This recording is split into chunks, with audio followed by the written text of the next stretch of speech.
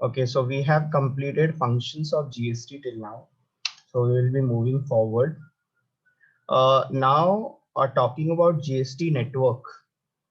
Goods and Service Tax Network has been set up by the government as a private company under Section 8 of the Companies Act 2013. So Companies Act 2013 में Section 8 जो बताता है, it is for not for profit, non-profit companies के बारे में. So जो GST network भी जो है, वो भी private company है और it is not for profit क्योंकि ये government के लिए ही काम करना है, तो this is not for profit only. Okay. इसलिए इसको सेक्शन 8 में जो है वो रजिस्टर किया है as a private company. Infosys has been appointed as a managed service provider. So GST network के अंडर कौन काम करेगा? एमएसपीज. ठीक है, और एमएसपीज के पास जो है वो जीएसपीज है. ठीक है, दैट इज जीएसटी सुविधा providers that would develop application to be used by taxpayer for interacting with the GST end. Okay, so ये सब जो है ये इट्स अ ग्रुप जो कि पूरा नेटवर्क मैनेज करता है and it is an electronic mode and electronic network जो कि पूरा मैनेज होता है. ठीक है, सो नेटवर्क से आप लोगों को थोड़ा सा यहाँ पर समझना है कि जीएसटी ऑनलाइन जो पोर्टल है उसकी हम लोग बात करें. सो उसको मैनेज कौन करता है? सी रूल्स एंड रेगुलेशन के लिए आपके पास जीएसटी काउंसिल है, बट ऑनलाइन मोड पूरा मैनेज करने के लिए who does it? It is GSTN, which is a private company registered under section 8 of companies act 2013. Okay, क्या क्या functions होते हैं जीएसटी नेटवर्क के? The functions of GST network is to manage the website. कब एक बार paper में पूछ लिया था, एग्जाम में ऑब्जेक्टिव में पूछ लिया था इसकी वेबसाइट के बारे में. ठीक है, कि जीएसटी की जो ऑफिशियल वेबसाइट है उसके बारे में बताना था. www.gst.government.in. ठीक है, provide three front end services to taxpayer, namely registration, payment and return filing. So आपको ऑनलाइन रजिस्ट्रेशन करना है, ऑनलाइन पेमेंट करना है, रिटर्न फाइलिंग करना है, everything will be coordinated by GST network. Okay, it is nothing but a platform जो कि आपको ऑनलाइन इंटरेक्शन करने के लिए और ऑनलाइन आपको 3 फ्रंट एंड सर्विसेज देने के लिए यूज होगा. ठीक है, यूज होता है. Match the tax payment details with the banking network. तो सारी चीजें कोलैबोरेटेड होती है. So whenever there is a tax payment it will be matched with the banking network. तो बैंक कई जगह पे ओवर द काउंटर भी पेमेंट होता है. सो ओवर द काउंटर मतलब बंदा विजिट करता है बैंक और वहां पे पेमेंट करता है. तो ये सारी चीजें क्या करना है? टैक्स पेमेंट को मैच करना होता है. तो उस उनका डेटा, अपना डेटा जो है उसके साथ में मैच होगा, तब जाके टैक्स पेयर को जो है रिफ्लेक्ट होगा उसके अकाउंट में. Provide various MIS reports to the central and state government based on the taxpayer return information. तो अगर आपको MIS चाहिए, MIS report चाहिए, एनालिसिस चाहिए, provide analysis of taxpayers profile, तो ये सारी चीजें कौन आपको देगा? Because it is into the software. तो वहां से आपको डेटा कलेक्ट करना इजी है. कल को अगर गवर्नमेंट को चाहिए कि कितनी फीमेल जो टैक्स पेयर्स हैं या कितने मेल टैक्स पेयर हैं या कितने ट्रांसजेंडर्स है टैक्स पेयर्स में, कोई ऐसा डेटा जो उनको उनके प्रोफाइल से रिलेटेड उनको डेटा चाहिए, कोई भी डेटा जो है वो आपको जीएसटीएन आपको प्रोवाइड करके देगा. ठीक है, run machine engine for matching reversal and reclaim of ITC. तो आईटीसी क्या होता है? आपका इनपुट टैक्स क्रेडिट. ठीक है, अगर इनपुट टैक्स क्रेडिट ज्यादा हो गया है तो आपको रिफंड भी मिलेगा, तो आप क्लेम कर सकते हैं, रिवर्सल होगा उसका. ठीक है, तो आईटीसी मैच करना मतलब आपका जो आउटपुट टैक्स है उसके साथ में इसका जो मैच होना है आपका आईटीसी, वो एक है. और दूसरा ये कि सर आपकी वॉइस नहीं आ रही है. Is it?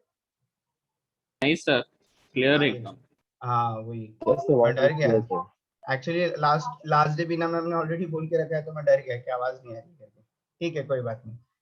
सो बेटा अपने तरफ से नेटवर्क चेक कर लो, नेटवर्क है या डिवाइस है जो भी है आप चेक कर लो. अगर ईयरफोन्स यूज करते हो तो ईयरफोन्स निकाल दो. ठीक है, आई डोंट थिंक सो आपको ईयरफोन्स की जरूरत पड़ना चाहिए. मैंने हेडफोन्स लगाए हैं तो थोड़ा सा क्लियर होना चाहिए इससे वॉइस जो है. Okay. Run machine engine for matching reversal and reclaim of ITC. ITC से related, ITC से संबंधित जितनी भी चीजें होंगी, मैच करना उसको, रिवर्स करना उसको, रिक्लेम आपको करना है अगर अपना रिफंड चाहिए आपको, तो ये सब कौन करेगा? जीएसटी नेटवर्क बैक एंड में आपको ये सारे फ्रंट एंड सर्विसेज प्रोवाइड करता है. ठीक है, ओके। बेनिफिट्स क्या हो सकते हैं जीएसटी के, मैं आपसे भी पूछूं तो आप कई सारी चीजें बता सकते हैं। ऑन पेपर आप कई सारे बेनिफिट्स इसके देख सकते हैं, जैसे कोई कॉमन नेशनल मार्केट। ठीक है, कॉमन नेशनल मार्केट का मतलब होता है GST is one only. So पहले मैंने आपको बताया VAT was like M VAT, then D VAT, then G VAT. There are many, there were many VATs prevailing previously, but now it is one nation one tax, that is one GST for whole nation.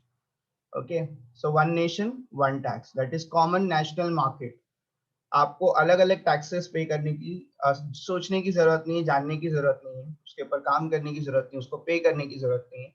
We have only one market, one nation, one tax, that is GST. ठीक है, तो it is applicable to whole of India. अच्छा, ये question तो मैंने आपको first में मुझे ऐड करना था कि किसी का एनोटेशन चालू हो गया बेटा, wait, clear all rights, no problem. ठीक है, so benefits for all business industries exporters due to a low tax, low cost, make in India, competitive exports। तो ये सारे बेनिफिट्स किसके लिए है, बिजनेस के लिए, इंडस्ट्रीज के लिए या एक्सपोर्ट्स के लिए। ठीक है, जो बड़े बड़े बिजनेसेस है उनके लिए है। क्यों, उनको मार्केट में compete करने के लिए मिलेगा, क्योंकि जो आउटसाइडर्स हैं उनको जो टैक्स रेट अट्रैक्ट होगा वो ज्यादा होगा, जबकि हम लोग होम जो मैन्युफैक्चरर्स हैं उसके लिए उतना टैक्स रेट नहीं रखने वाले। सो मेक इन इंडिया क्या होगा, प्रमोट होगा। ठीक है, लो कॉस्ट होगा। एक्चुअली मैंने आपको बताया था कि due to introduction of GST there should be reduction in the value of in the value of goods or services, but the only thing is it has not gone in the same way what we thought. Correct, for many of the products we were under impression that after GST there will be hike in the price, but if what used to happen previously, there were two taxes on the same thing, means for manufacturing there were excise and sir आपने Excel शुरू किया है? हाँ हाँ, क्यों? वो क्या है ना सर, मैंने फुल स्क्रीन करके रखा था ना, अपने एक्सेल खोला तो मुझे लगा कंप्यूटर अपने आप चल रहा है। Okay, no problem. एक्साइज है, एंड देन इसको थोड़ा सा जूम कर देता हूँ मैं, मुझे ज्यादा स्पेस की जरूरत नहीं है यहाँ पे। Okay, then there were VATs. ठीक है, so for Maharashtra I will take MVAT. Okay, so इसका भी रेट आसपास आपको मिलेगा, कि इसका भी रेट आपको 12% के आसपास मिलेगा, बट ये मैं सिर्फ ऑन एन एवरेज बेसिस की बात कर रहा हूँ। एंड सेम जो जनरल गुड्स पे चार्ज होता था वैट, वो भी 12% था। Now you combine these two taxes, it comes to 24%। जबकि जीएसटी अगर आप देखेंगे तो जो जनरल गुड्स के ऊपर जो चार्ज होता है जीएसटी, दैट इज 18%। ठीक है, so previously we were paying 24% at least or more than 20% as a tax, but now we are paying only 18%. So you can think about it, and it is one time tax only, it is not even tax on tax. So there should be reduction in the value of in the price of goods or services, but on as a benefit you can see there should be low cost, low taxes, because there were two taxes previously and now it is only one tax, and because of that you can say there will be low taxes, low cost. Make in India you can promote, because to existing dealers we are charging less amount of less rate of taxes, ठीक है, so that they can compete। और competitive export, क्योंकि export के ऊपर GST levy नहीं होने वाला है ना। हम लोग ने मीनिंग के टाइम पे ही पढ़ा था कि एक्सपोर्ट्स के ऊपर एक्सपोर्ट्स जीरो रेटेड माने जाते हैं। जीरो रेटेड मतलब उसके ऊपर टैक्सेस नहीं है। ठीक है, एक्सेप्ट अगर कुछ एक्सेप्शन रहा तो, अदरवाइज एक्सपोर्ट्स जो है वो फुल्ली इसके ब्रैकेट के बाहर है। ठीक है, जीएसटी के। तो एक्सपोर्ट के ऊपर अगर आपको टैक्सेस नहीं लग रहा तो वैसे ही आपका प्राइस जो है गुड्स का कम होगा। ठीक है, और आप इंटरनेशनल मार्केट में भी कम्पीट कर पाएंगे। ठीक है, benefits for consumer, low tax है उनके लिए, लो कॉस्ट है, इसमें ज्यादा आपको सोचने की जरूरत भी नहीं है। Benefit for small business, higher threshold जो होता है रजिस्ट्रेशन का वो ज्यादा होता है, ठीक है। तो अगर आप वहां तक की रीच ही नहीं कर रहे हैं तो आपको जीएसटी में रजिस्ट्रेशन की जरूरत नहीं है स्मॉल बिजनेसेस को। स्मॉल बिजनेस के लिए कॉम्पोजिशन स्कीम भी है, ठीक है। कॉम्पोजिशन स्कीम मतलब उनको स्मॉल रेट ऑफ टैक्सेस क्या करना है, मतलब उनके लिए डिसाइड हो जाता है कि आपको 1.5% पे करना है या 3% ऑन आईजीएसटी 3% रहेगा उनके लिए, ठीक है। या फिर उनके लिए ऐसा कुछ रेट जो है वो डिसाइड होगा, ठीक है, which will be very less, जो कि as compare to other businesses जो कि बहुत कम होता है, ठीक है। तो वो क्या कर सकते हैं, वो अवेल कर सकते हैं कॉम्पोजिशन स्कीम। लेकिन composition scheme is only for small business, ठीक है। When you talk about small business तो आपको उधर क्राइटेरिया दिया है, ठीक है। स्मॉल बिजनेसेस में क्या आएगा वो तुमको रजिस्ट्रेशन वगैरह में मैं आपको बता दूंगा, ठीक है। अभी आपको डेटा वगैरह याद करने की जरूरत नहीं है, ठीक है। तो जिनका टर्नओवर कम होता है उनकी हम लोग बात करें, कितना टर्नओवर चाहिए कॉम्पोजिशन स्कीम के लिए, इसके ऊपर आपको प्रैक्टिकली सीखना है आगे जाके। हायर थ्रेशोल्ड मतलब ये रजिस्ट्रेशन से रिलेटेड है, सिंगल रजिस्ट्रेशन आपको करना है, आपको मल्टीपल रजिस्ट्रेशन करने की भी जरूरत नहीं है, ठीक है। हाँ, अगर आप अलग अलग स्टेट में तो अलग अलग स्टेट के लिए तो आपको रजिस्ट्रेशन लेना पड़ेगा, ठीक है। रजिस्ट्रेशन जो होता है वो पैन बेस्ड होता है, ठीक है। तो आपका परमानेंट अकाउंट नंबर की बेसिस पे आप क्या करते हैं जीएसटी में, जो आपका रजिस्ट्रेशन वगैरह होता है उस बेसिस पे होता है। तो हायर थ्रेशोल्ड का मतलब होता है, पहली बात तो आपको लिमिट दे दिया है 10 लाख 20 लाख, उसके ऊपर अगर आपका आ जाएगा 40 लाख है कई जगह पे, तो हम लोग सीखेंगे रजिस्ट्रेशन में। यहाँ पर भी कॉम्पोजिशन स्कीम में भी आप सीखोगे 75 लाख है टर्नओवर का, 1.5 करोड़ है टर्नओवर का। तो डिपेंड करता है कि किस तरह के स्टेट में है आप, स्पेशल कैटेगरी स्टेट में है, नॉर्मल स्टेट में है आप, तो उसके हिसाब से क्या होता है आपका रजिस्ट्रेशन और आपका कॉम्पोजिशन स्कीम जो है वो डिसाइड होता है, ठीक है। ईज ऑफ डूइंग बिजनेस में क्या है, it is simple and uniform tax. तो आपको एक ही टैक्स याद रखना है, it is simple. Lower record keeping cost, क्योंकि आपको मल्टीपल टैक्सेस नहीं है, there will be lower record keeping cost. Simple automated process है आपका, तो इलेक्ट्रॉनिक है, तो everything will be automated. Automated मतलब जब आप परचेस करेंगे तो आपका जो रिकॉर्ड है वो मैच होगा, ठीक है, आईटीसी में जाएगा। आईटीसी जो है वो रिवर्स होगा किसके साथ में, आपका नॉर्मल आउटपुट टैक्स के साथ में। तो ये सारी चीजें ऑटोमेटेड है, आपको बैलेंस पता चलेगा कि आपको कितना पे करना है, देन यू विल पे, ठीक है। तो this all things are automated. तो आपको उसके लिए हर एक स्टेज पे एक बंदा रखने की जरूरत नहीं है, आपका टैक्स कैलकुलेट करने के लिए, चेक करने के लिए, इट इज ऑल इलेक्ट्रॉनिक, ठीक है। ऑब्वियसली जहां पर आप मैनिपुलेशन करते हैं, जहाँ पे डाउट रहता है, वहाँ पे चेकिंग वगैरह करना जो है वो सिस्टम का काम है। So that is something which is different, but it records are automated. Common tax procedure, low tax compliance cost, ठीक है। सो कंप्लायंस कॉस्ट भी बहुत कम होगी, कंप्लायंस कॉस्ट जो आपका फाइन वगैरह होता है, ठीक है, लो टैक्स है, तो लो टैक्स बार बार पढ़ लिया। कॉमन टैक्स प्रोसीजर्स होंगे क्योंकि आपको ज्यादातर जो टैक्सेस है वो तो मर्ज हो गए हैं, तो आपको यही टैक्स जब पे करना है तो आपके लिए कॉमन टैक्स प्रोसीजर भी होंगे, आपको मल्टीपल प्रोसीजर भी फॉलो करने की जरूरत नहीं है यहाँ पे, ठीक है। इकोनॉमिक ग्रोथ होगा, ठीक है, क्योंकि एक्सपोर्ट बढ़ रहा है। मैन्युफैक्चरिंग में एक्साइज नहीं है तो वो मैन्युफैक्चरिंग जो होगा उसका भी ग्रोथ होगा। अब एम्प्लॉयमेंट होगा, अगर सारे सेक्टर्स की ग्रोथ होगी तो एम्प्लॉयमेंट भी आएगा, जीडीपी बढ़ना है, ठीक है, पावर्टी रिमूव होगा उसमें। इन्वेस्टमेंट लोग करेंगे, नो मतलब टैक्स इवेशन कम होगा, क्योंकि टैक्स बचाते क्यों हैं लोग, जब प्रॉब्लम मतलब उनको लगता है कि उनको लॉस हो रहा है तब जाके वो लोग टैक्स इवेड करते हैं, और actually it is in the form of electronic. तो इवेशन जो टैक्स इवेशन जो है, जो टैक्स की चोरी जो है वो कम हो जाती है इसमें, ठीक है। Government revenue will increase. तो ये सब सारी चीजें जो अच्छी अच्छी चीजें याद रखना है आपको, बेनिफिट्स ऑफ जीएसटी, ठीक है। इसमें बिल्कुल पर्सनल मोटिव नहीं है, अगर आपको नहीं लगता कि जीडीपी बढ़ा है या कम हुआ तो इसमें आपको कोई लेना देना नहीं है, this is just to write it, ठीक है। ऑब्वियसली जो एक्सपेक्टेशन बेस पे जो है वो ये सारी चीजें आउटलाइन की गई, but there are other factors also which affects. इसीलिए हम लोग देखते हैं कि जीएसटी में कुछ जगहों पे बहुत सारी प्रॉब्लम्स हुई हैं, ठीक है, but these all are different, and जो एक्सपेक्टेड जो आपके बेनिफिट्स हैं वो यही सारे हैं, ठीक है। Okay, now dual model of GST का मतलब क्या होता है, मैंने आपको फर्स्ट फीचर में ही बताया था, GST is dual model. GST India has adopted a dual model which has the following features, ठीक है। फॉलोइंग फीचर्स मतलब you have two type of supplies, that is intra-state supply and interstate supply. Okay, intra-state supply पे क्या apply होगा? That will be CGST और SGST और UTGST. ठीक है. Now my question is, how many types of GST you know? कितने type के GST होते हैं? नंबर्स में बताओ आप मुझे. कितने टाइप के जीएसटी होते हैं बेटा? इससे पहले कि आप सो जाओ, इसलिए मैंने पूछ लिया. ऐसा अभी तक तो Three. 3 किसने बोला? Sir, 3 किसने बोला? नाम बताओ. CGST, SGST, IGST. CGST, SGST, IGST.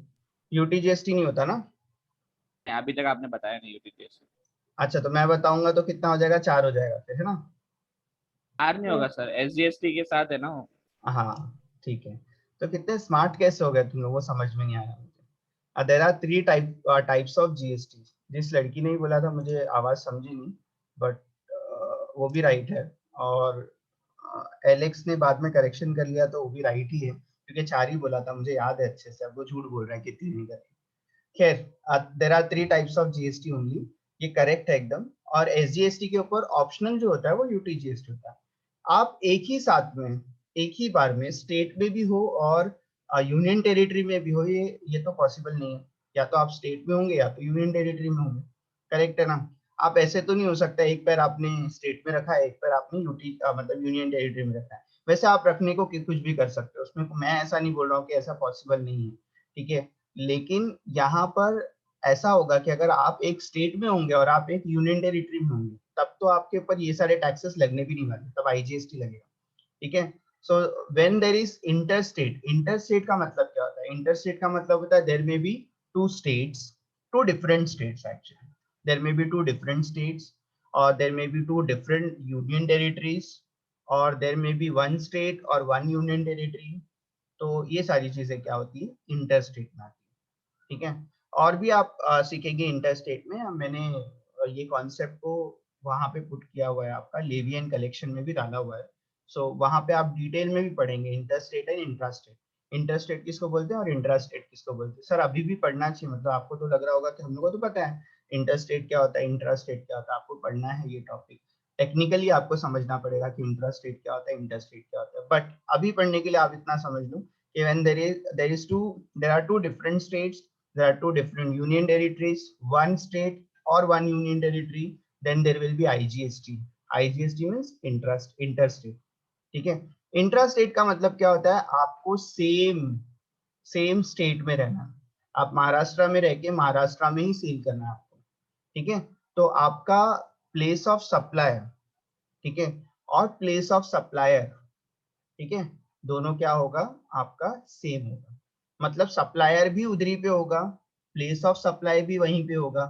ठीक है. अभी हम लोग ये नहीं बोल सकते सप्लायर भी वहीं पे होगा, बायर भी वहीं पे होगा, या कंज्यूमर भी वहीं पे होगा. ऐसा नहीं. टेक्निकली आपको ऐसा बोलना है, सप्लायर, लोकेशन ऑफ सप्लायर, और प्लेस ऑफ सप्लायर, और प्लेस ऑफ सप्लाई.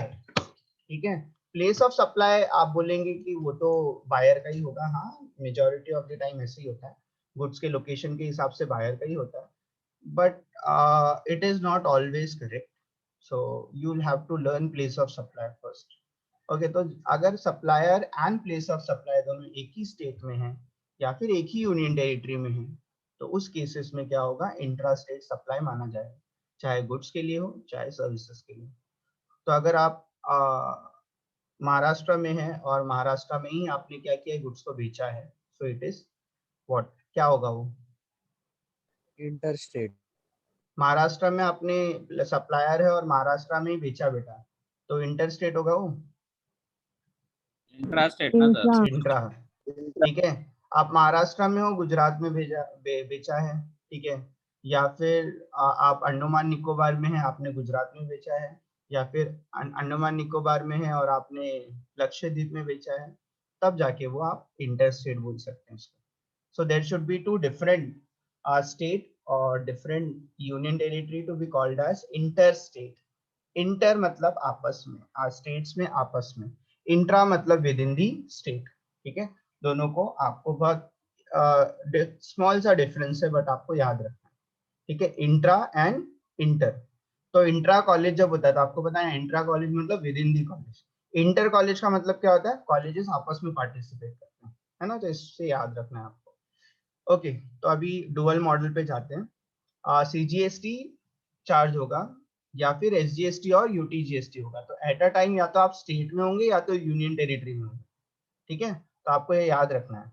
तो दोनों टैक्सेस एक साथ में नहीं हो सकते कभी भी।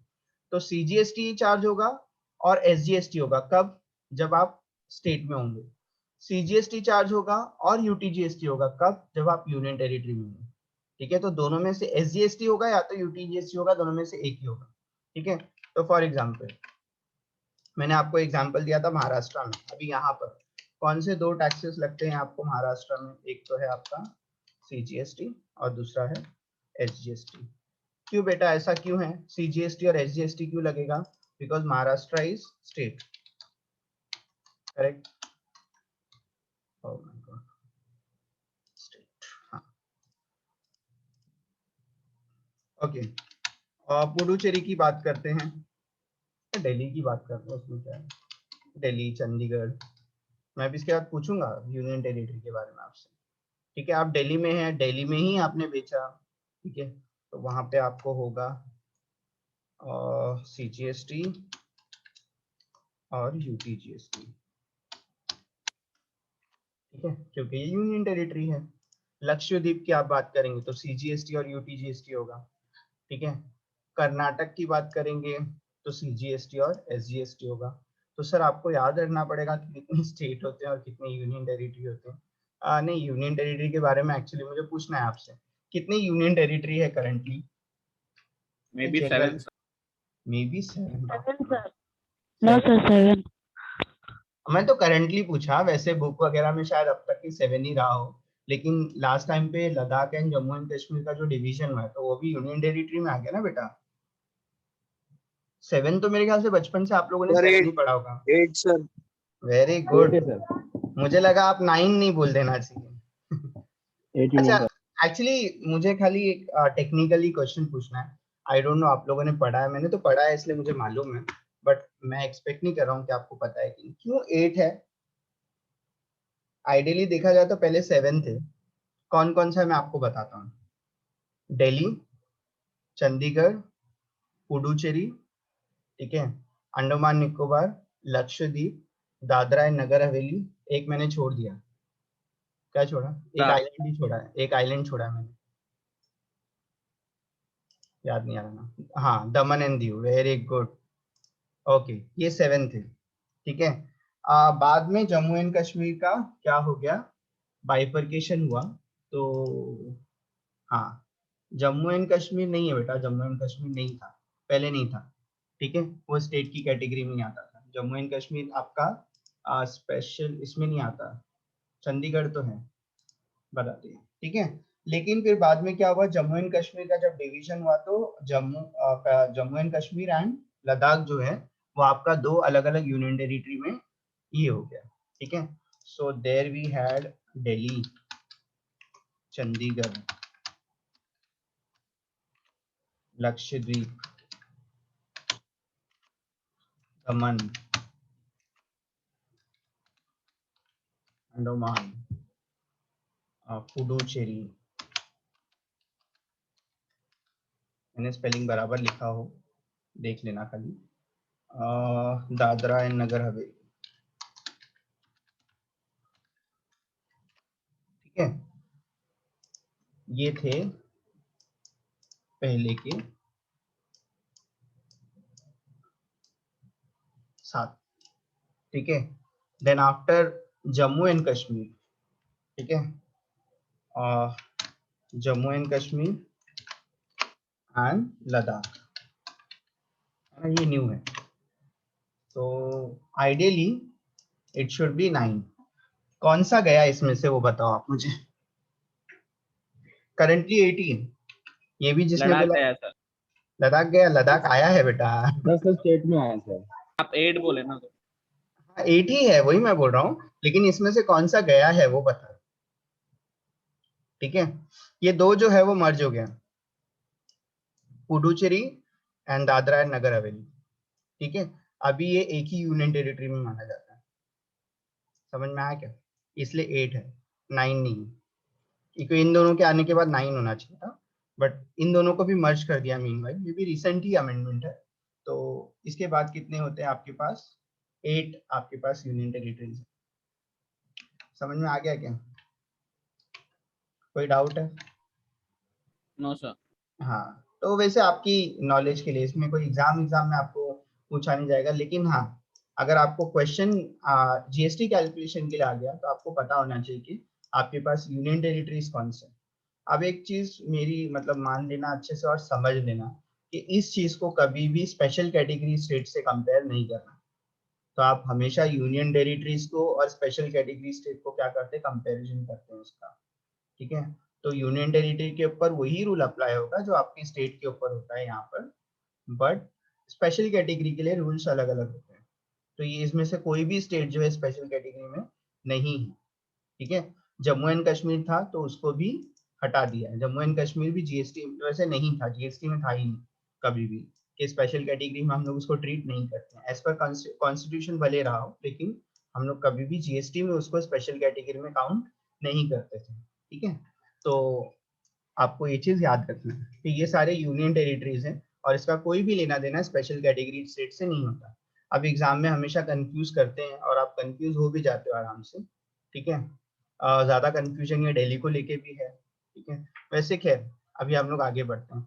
तो आई होप आपको समझ में आ गया होगा, या तो आप यूनियन टेरिटरी में होंगे या तो आप किस में होंगे, स्टेट में होंगे। मतलब इसके अलावा सारे स्टेट कंसिडर होते हैं। ठीक है, ये यूनियन टेरिटरीज हैं। तो एक बार में आप बोलेंगे दिल्ली में भी रहूं और चंडीगढ़ में भी रहूं या लक्षद्वीप में भी रहूं, दमन में भी रहूं, तो ये चांसेस आपके लिए मतलब ऐसे नहीं हो सकता कि आप कॉम्बिनेशन कर सकते हैं। कॉम्बिनेशन करेंगे तो आपके ऊपर आईजीएसटी अप्लाई होगा। ठीक है, तो ऐसे हो सकता है कि यहाँ पे बायर है और यहाँ पे सेलर है तो आपका आईजीएसटी अप्लाई होगा। ठीक है, दो अलग अलग यूनियन टेरिटरी है तो वैसे भी आईजीएसटी अप्लाई होगा। दो अलग अलग स्टेट है तो वैसे भी आपका आईजीएसटी अप्लाई होगा। ठीक है, कब आपका सीजीएसटी और एसजीएसटी अप्लाई होगा? जब आपका स्टेट होगा सेम स्टेट। महाराष्ट्र में ही बायर और महाराष्ट्र में ही सेलर, मतलब महाराष्ट्र में आपका सप्लायर है और प्लेस ऑफ सप्लाई भी महाराष्ट्र है तब। ठीक है, एंड अगर आपका यूनियन टेरिटरी आप दिल्ली में ही है, आपका सप्लायर भी दिल्ली में है और आपका प्लेस ऑफ सप्लाई भी दिल्ली में, मतलब जहाँ पे गुड्स गया है आपका, तो उस केस में आपको सीजीएसटी एंड यूटीजीएसटी होगा। ठीक है, तो हमेशा ये चीज याद रखना है कि सीजीएसटी तो कॉमन होता है। ठीक है, बट प्रॉब्लम है यहाँ पर कि या तो आपका एसजीएसटी चार्ज होगा या तो यूटीजीएसटी चार्ज होगा। ठीक है, और एक टाइप तो आपको पता ही है, वो है आईजीएसटी। तो इस तरह से जब आपको पूछा जाए कि कितने टाइप ऑफ टैक्स होते हैं तो आपको 3 ही बताएंगे, CGST, IGST, CGST, SGST, UTGST slash में लिखोगे आप, और आईजीएसटी। ठीक है, तो at a time 3 he tax prevail हो सकते हैं। Okay, so the center and the state union territories will simultaneously levy GST on every taxable transaction of intra-state supply of goods and services. तो आपका state and union territory, हम लोग dual model पढ़ रहे हैं, तो स्टेट और union territory जो है वो दोनों मिलकर क्या करते हैं, sorry state union territory and आपका सेंटर। ठीक है, या तो आपका एक सेंटर और एक स्टेट होगा या तो आपका एक सेंटर और यूनियन टेरिटरी होगा, तो जो भी कॉम्बिनेशन होगा वो क्या करेगा, साइमल्टेनियसली एक गुड्स के ऊपर और सर्विसेज के ऊपर टैक्सेबिलिटी करने वाला है। ठीक है, तो इसलिए उसको डुअल मॉडल बोलते हैं। The GST levied by center on intra-state supply of goods and or services is called CGST। आपको पता है जो सेंटर ने चार्ज किया उसको CGST कहते हैं, and that levied by state or union territory is called either SGST if it is state, UTGST if it is union territory। CGST and SGST will be levied on the same price, same he price के ऊपर आपको calculate करना है। CGST is chargeable only when the supplier and the recipient are both located in the same country। ठीक है, और same state. समझ में आया? तो ही आपका क्या होगा, ये चार्ज होने वाला है। SGST, UTGST is chargeable only when the supplier and the recipient are both located in the same state, same union territories। ठीक है, तो आपके लिए सेम स्टेट होना चाहिए या फिर सेम यूनियन टेरिटरी होना चाहिए। सेम स्टेट है तो आपका SGST, सेम यूनियन टेरिटरी है तो आपका UTGST, ठीक है। और अगर ऐसा नहीं हुआ, so there will be integrated goods and services tax, that is called IGST, is levied and administered by center on every interstate supply and import of goods and services. तो इंपोर्ट भी अगर दूसरी कंट्री से भी आपने एक country में लेकर आया तो उसके ऊपर भी IGST लेवी होता है। इसके ऊपर इसके पहले उसके ऊपर सेंट्रल एक्साइज लेवी होता था, तो उसकी जगह पे उसको आपने रिमूव किया है और IGST अब उसकी जगह पे आ गया, ठीक है। सो आप इंपोर्ट वगैरह के ऊपर भी आप क्या चार्ज करते हैं, आप उसके ऊपर भी IGST चार्ज करते हैं। तो if there is any doubt in dual model मतलब स्टेट और सेंटर जो है वो साइमल्टेनियसली क्या करते हैं, टैक्सेशन करते हैं, ठीक है। इंट्रा स्टेट पे सेंटर एंड स्टेट एडमिनिस्टर करता है और IGST में आपका सेंटर जो है उसको एडमिनिस्टर करेगा, ओके। एंड इस तरह से आपके पास क्या होता है, intra state and inter state आपके पास डुअल मॉडल भी आ गया। तो अभी टैक्सेस सब्स्यूम्ड और नॉट सब्स्यूम्ड भी दिया है एंड अपने पास लेकिन टाइम ज्यादा नहीं है, no problem. Okay, if there is any doubt, Alex बेटा अटेंडेंस इसको मैं अभी स्टॉप शेयरिंग करता हूँ।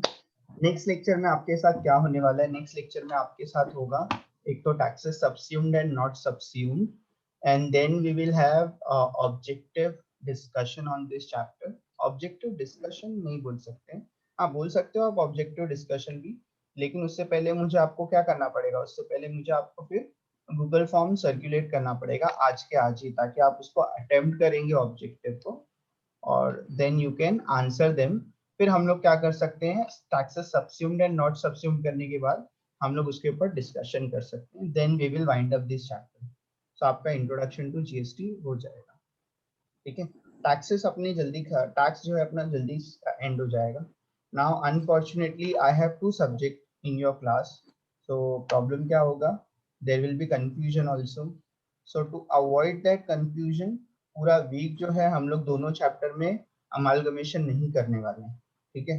We will either be doing taxation और कॉस्ट अकाउंटिंग, दोनों कंबाइन कर करके आगे पीछे नहीं लेक्चर लेंगे, और ना ही एक ही वीक में हम लोग दोनों काम करने वाले हैं। हम लोग क्या करेंगे, या तो टैक्स पढ़ेंगे या तो कॉस्ट पढ़ेंगे, ठीक है। So there should not be any kind of confusion, ठीक है। टैक्स इजी है, कॉस्ट भी इजी है, इतना कुछ डिफिकल्ट कॉन्सेप्ट नहीं दिए तुमको cost accounting, but cost accounting is little lengthy, ठीक है। तो उसको थोड़ा ज्यादा टाइम देना पड़ेगा। सो आई विल डिसाइड, आपको पहले से मैं इन्फॉर्म कर दूंगा कि चैप्टर खत्म हो गया है तो हम लोग क्या करना है, स्विच करना है। तो जैसे हमारा इंट्रोडक्शन टू GST हो जाएगा, नेक्स्ट लेक्चर में हो जाएगा, ठीक है, नेक्स्ट लेक्चर में हो जाएगा तो प्रॉब्लम हो जाएगी क्योंकि नेक्स्ट लेक्चर भी आज ही है, तो ठीक है। और बीच में आपके लेक्चर्स है, तो taxes subsumed and not subsumed करेंगे, फिर थोड़ा सा बाकी चीजों के ऊपर डिस्कस कर लेंगे, and at the end of the lecture मैं आपको क्या करूंगा, गूगल फॉर्म सर्कुलेट कर, मेरे पास रेडी है, ठीक है। तो ये कर सकते हैं हम। ओके देन मैं रिकॉर्डिंग स्टॉप कर दूं एटलीस्ट।